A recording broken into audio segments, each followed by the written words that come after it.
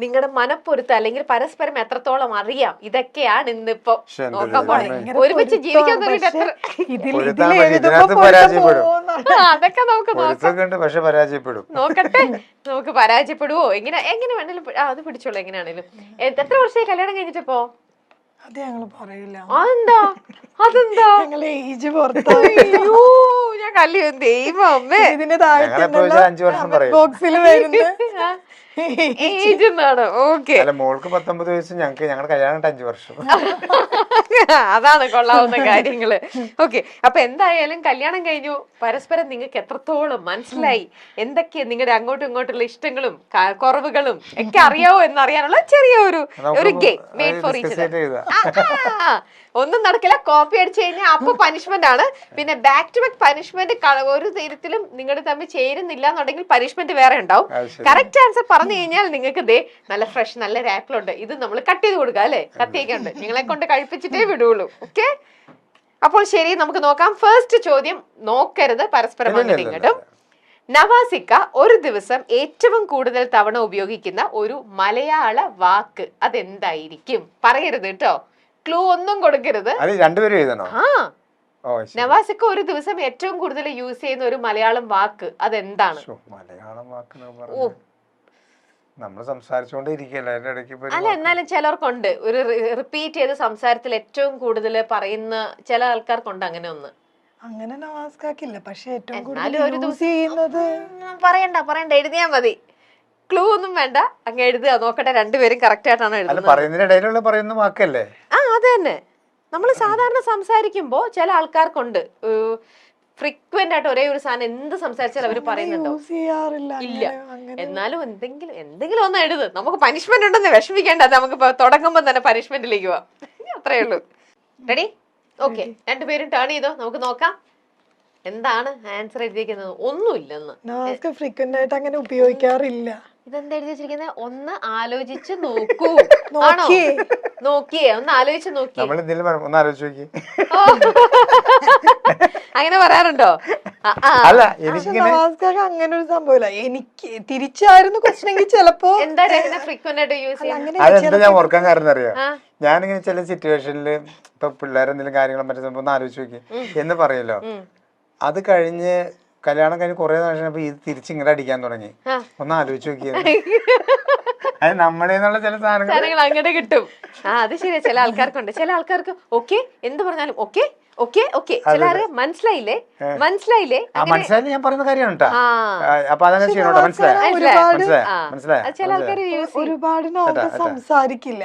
അപ്പൊ അതുകൊണ്ട് തന്നെ നമുക്ക് ഒരു വാക്കുകളും നമുക്കിങ്ങനെ റിപ്പീറ്റഡ് ആയിട്ട് തോന്നില്ല, ബോറടിക്കില്ല. ഇപ്പൊ നവാസ്ക എന്ന് പറഞ്ഞല്ലോ, അതുകൊണ്ടാണ് എന്റെ മനസ്സിൽ കിടക്കുന്ന ചില സാധനം ഞാൻ പറയുമ്പോ അതിനൊക്കെ അത് ഓർത്ത് വെക്കണം എന്നില്ല. അങ്ങനെയൊന്നും ഇല്ല. ഓക്കെ ശരി, അപ്പൊ എന്തായാലും നമ്മൾ അങ്ങനെ യൂസ് ചെയ്യുമ്പോൾ മറ്റുള്ളവർക്കാണല്ലോ ഒരു ബോറിംഗ് ആയിട്ട് തോന്നുക. ഇപ്പൊ ശരിക്കും ഇവിടെ പനിഷ്മെന്റ് കൊടുക്കേണ്ടത് രഹനയ്ക്കായിരുന്നു, പക്ഷെ എന്റെ കയ്യിൽ നിൽക്കുന്ന പനിഷ്മെന്റ് വന്നിരിക്കുന്നത് വെച്ച് നോക്കുമ്പോ നവാസിക്ക് അത് ഏറ്റെടുത്തോളൂ ഭാര്യയ്ക്ക് വേണ്ടിയിട്ട്. വേറൊന്നുമല്ല, നമ്മുടെ ഈ ഷോയുടെ പേരെന്ന് പറയുന്നത് സുന്ദരി നീയും സുന്ദരം ഞാനുമാണ്. ഓക്കെ, അപ്പൊ നവാസിക്ക രഹനനെ നോക്കിയിട്ട് അതങ്ങ് പറയണം. സുന്ദരി നീയും സുന്ദരൻ ഞാനും. പാട്ട് പാടിയിട്ട് ആ പാട്ടങ്ങ് പാടിയാ പോരെ? പാട്ടങ്ങ് പാടിയാ മതി. രഹനെ നോക്കണം കേട്ടോ. സുന്ദരി നീയും സുന്ദരൻ ഞാനും ചേർന്നിരുന്നാൾ പെരുന്നാള്. ഇത് പാടാറുണ്ട് വീട്ടിലിടയ്ക്കെങ്കിലും അല്ലേ? ഇൻസ്റ്റന്റ് ആയിട്ട് പെട്ടെന്ന് നമ്മുടെ പണി ജോലി അതല്ലേ. അപ്പൊ എല്ലാം കറക്റ്റ് ആയിട്ട് വന്നു. ഓക്കെ, അപ്പോൾ അടുത്ത പ്രാവശ്യം ഇനി നോക്കട്ടെ, പനിഷ്മെന്റ് കറക്റ്റ് ആയിട്ട് വന്നു കഴിഞ്ഞാൽ രഹനയ്ക്കായിരിക്കും കേട്ടോ അടുത്തത്. ഓക്കെ, നെക്സ്റ്റ് ചോദ്യം. രഹനയുടെ ജീവിതത്തിലെ ഏറ്റവും വലിയ ഭാഗ്യമെന്ന് സ്വയം ചിന്തിക്കുന്ന ഒരു കാര്യം. രഹനയുടെ ജീവിതത്തിലെ ഏറ്റവും വലുതെന്ന് സ്വയം ചിന്തിക്കുന്ന ഒരു കാര്യം. രണ്ടുപേരും എഴുതണം. അതെന്താണെന്ന് രഹന ഇടയ്ക്കിടയ്ക്കിനും പറഞ്ഞിട്ടുണ്ടാവും, അല്ലെങ്കിൽ അതെന്താണെന്നാണ് നവാസിക്ക് തോന്നുന്നത്.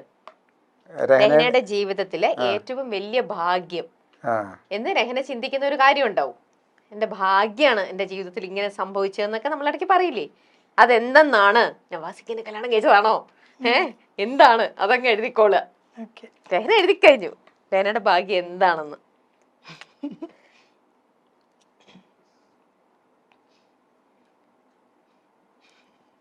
കുറച്ച് വലുപ്പത്തിൽ എഴുതണേ. പൊരുത്തമുള്ളവര് പൊരുത്തില്ലാതെ ഇവിടെ വന്ന് പൊരുത്തില്ലാത്തവര് ഇവിടെ വന്ന് പൊരുത്തമായിട്ട് പോവും. എന്താണ് നവാസ്ക എഴുതിയത്? ഞങ്ങൾ ഒരുമിച്ചത്. നവാസ്ക. അപ്പൊ കറക്റ്റ് തന്നെ. ഓ, അപ്പൊ അങ്ങനെയാണ്. ചോദിക്കട്ടെ രഹ്നയുടെ അടുത്ത്, നവാസ്കയുടെ അടുത്ത് ഏറ്റവും ഭയങ്കര ഹൈലൈറ്റ് ആയിട്ട് തോന്നുന്ന ഒരു 3 കാര്യങ്ങൾ എന്തൊക്കെയാ ഭയങ്കര പ്ലസ് ആയിട്ട് തോന്നണേ? നവാസ്കക്ക് ഭയങ്കര പോസിറ്റീവ് എനർജിയാണ് എപ്പോഴും. പെട്ടെന്നൊന്നും ദേഷ്യമൊന്നും വരില്ല, ഭയങ്കര കൂളാണ്.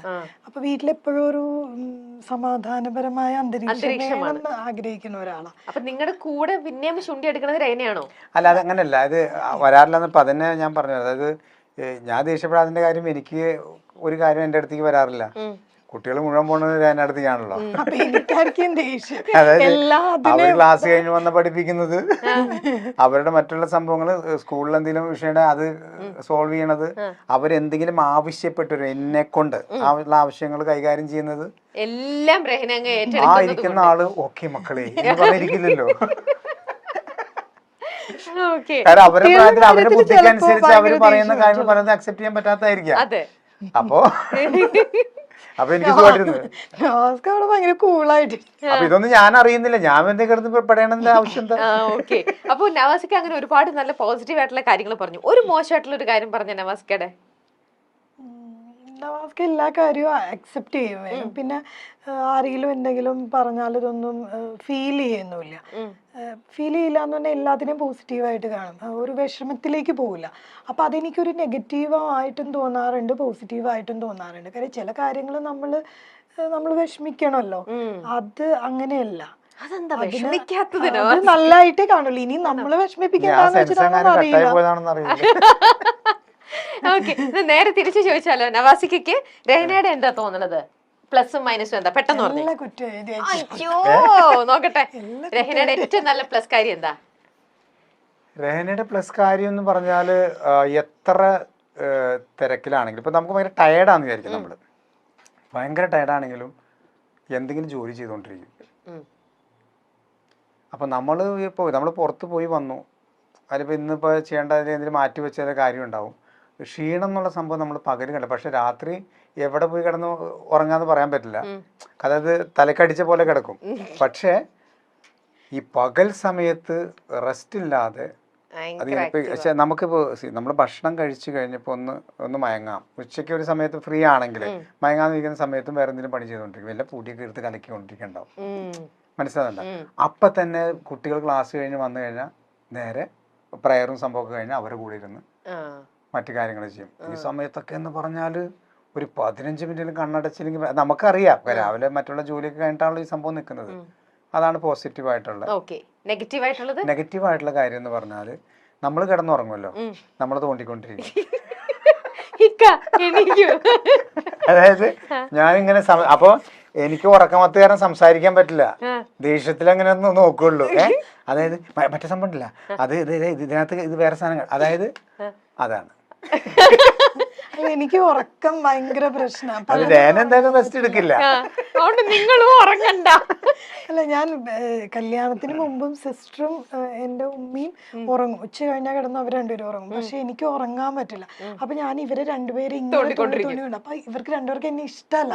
ഉച്ച കഴിഞ്ഞ എന്നെ കല്യാണം കഴിഞ്ഞപ്പോ അവരങ്ങോട്ട് പോയി, പിന്നെ അടുത്തതുകൊണ്ടല്ലേ ഉച്ചക്ക് ഊണൊക്കെ കഴിഞ്ഞിട്ട് പോയി കിടക്കും. അപ്പൊ എനിക്ക് ഇതിങ്ങനെ കാണുമ്പോ ഭയങ്കര ടെൻഷൻ. ആരും കിടന്നുറങ്ങണം എനിക്ക് ഇഷ്ടമല്ല. അപ്പൊ ഞാനിങ്ങനെ പിള്ളേർ അതങ്ങനെ ഓർത്ത് തന്നെ ചെയ്യണല്ല, വേറെ ഭാഗമായി അത് എങ്ങനെയെങ്കിലും അപ്പൊ ചോദിക്കാനുള്ള എമർജൻസി കുറെ കാര്യങ്ങളുണ്ടാവും അല്ലേ? ഇല്ല, ഒരു കാര്യം ഉണ്ടായിട്ടല്ല, മതി ഉറങ്ങണ്ടെന്നുള്ളൊരു ഇതാ. എഴുന്നേറ്റിരി, നമുക്ക് എന്തായാലും മരിക്കുമ്പോ കിടന്ന് ഉറങ്ങാലോ ധാരാളം. ഇപ്പൊ എന്തിനാ ജീവിച്ചിരിക്കുമ്പോ എന്തെങ്കിലും ചെയ്തിട്ടുണ്ടോ? ഞാൻ കുട്ടികളും ഉറക്കം കുറവാ പകല്. പിള്ളേര് 3 പേരും രാത്രി അത് നന്നായിട്ട് പിടിച്ച് കിടത്തി ഉറങ്ങിയാലേ 3 പേരും ഒരു 11-12 മണി വരെയൊക്കെ ചിലപ്പോ ഡാൻസ് ഒക്കെ ചെയ്യണ്ടാവും നിന്ന്, അങ്ങനെയൊക്കെയാണ്. പക്ഷെ പകല് അവരെ കിട്ടില്ല, ഉറങ്ങാൻ എന്റെ പോലെ തന്നെയാണ് വന്നിരിക്കുന്നത്. അച്ഛന്റെ കാര്യം ഗോവിന്ദ്, അമ്മയും മക്കളോട് ആക്റ്റീവായിട്ട് നിൽക്കുകയാണ്. ശരി, 3ാമത്തെ ചോദ്യം. നിങ്ങൾ 2 പേരും കൂടി ഏറ്റവും കൂടുതൽ തവണ അഭിപ്രായ വ്യത്യാസങ്ങൾ ഉണ്ടായിട്ടുള്ള ഒരു വിഷയം. നിങ്ങൾ തമ്മിൽ ഏറ്റവും കൂടുതൽ അഭിപ്രായ വ്യത്യാസം വഴക്കുണ്ടാക്കിയിരിക്കുന്ന ഒരു വിഷയം, അതെന്താണ്? മാറ്റർ, സബ്ജക്ട് കുറച്ച് വലുപ്പത്തിൽ എഴുതാമോ? ക്യാമറയിൽ ഇതാവുന്ന വണ്ണം കാര്യം മാത്രം ജസ്റ്റ് ഒന്ന് എഴുതിയാൽ മതി, ബാക്കി നമുക്ക് ബ്രീഫ് ചെയ്യാം. ഉണ്ടാവും, ഏതൊരു റിലേഷനിൽ നമ്മൾ ഏറ്റവും കൂടുതൽ അങ്ങോട്ടും ഇങ്ങോട്ടും പറയുന്ന ഒരു കാര്യം ഉണ്ടാവുമല്ലോ.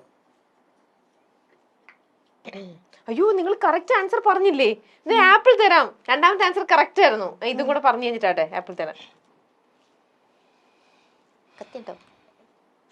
കത്തിയണോ? അത്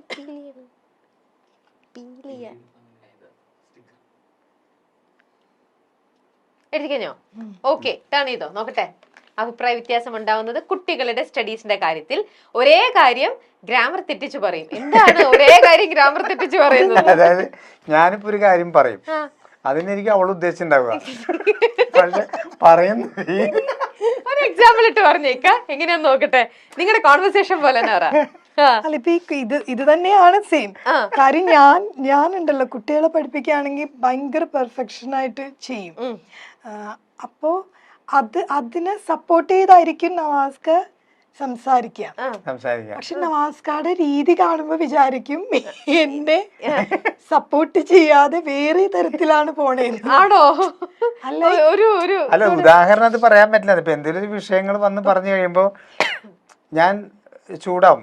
ഇപ്പൊ അങ്ങനെ പിള്ളേരുടെ അടുത്ത് പോയിട്ട് അതെന്താണ് അങ്ങനെ സംഭവിച്ചതെന്ന് പറയുമ്പോ നീ അത് ശ്രദ്ധിക്കണ്ടേ എന്ന് പറഞ്ഞിട്ട്, അത് ശ്രദ്ധിക്കേണ്ടതെന്ന് പറഞ്ഞാൽ നല്ല മൈൻഡിലാണ് നമ്മൾ പറയണത്. അപ്പൊ എന്നോടൊരു കാര്യം പറഞ്ഞിട്ട് അവർ ഉപദേശിക്കാനാണല്ലോ എന്റെ അടുത്ത് പറഞ്ഞേക്കണത്. മനസ്സിലാണ്ട? അതൊക്കെ എന്റെ മനസ്സിലുണ്ടെങ്കിലും എന്റെ ടോണിൽ ചിലപ്പോ ഇത് ഗ്രാമർ മാറിയിട്ട് എനിക്ക് വരും. അപ്പൊ ഞാൻ വിചാരിക്കും അത് ശരി, അവര് ചെയ്തു വെച്ച കാര്യത്തിന് എനിക്കാണോ കംപ്ലൈന്റ്. പക്ഷെ നവാസ്ക എന്റെ അടുത്ത് വഴക്ക് പറഞ്ഞിട്ട് പറയുന്ന കാര്യം അവരെ ഇരിക്കും, പക്ഷെ കുട്ടികളൊന്നും പറയില്ല. അപ്പൊ പിള്ളേരും പറയുന്ന കേൾക്കുമ്പോ വിചാരിക്കും എന്നെ പറഞ്ഞത്. അപ്പൊ നവാസ്ക പോയി കഴിയുമ്പോ കണ്ട സമാധാനമായാലും വല്ല കാര്യം ഉണ്ടോ എന്ന് പറയും ഇവരെന്റെ അടുത്ത്. അപ്പൊ എനിക്ക് ഭയങ്കര ദേഷ്യം ഒരു കാര്യം എന്താ വെച്ചാൽ ഇത്രയും ചെയ്തു വെച്ച് അത് കഴിഞ്ഞ് ഞാൻ നവാസ്ക അടുത്ത് എന്നിട്ടൊരു എന്ത് പരിപാടിയെ കാണിച്ചു നവാസ്ക പറയും ഞാൻ നിന്നെ സപ്പോർട്ട് ചെയ്തല്ലേ സംസാരിച്ചേ. പക്ഷെ കുട്ടികൾക്കും എനിക്ക് മനസ്സിലായിട്ടില്ല അതൊരു അടവാണോന്നും അറിയാൻ പാടില്ല. ലാംഗ്വേജ് ഇവർക്ക് ആർക്കും ഒന്നും മനസ്സിലാവുന്നില്ല. എന്തായാലും മുമ്പത്തെ ഇത് ആൻസറും അപ്പൊ കറക്റ്റ് ആയിട്ട് തന്നെ കൊടുക്കും.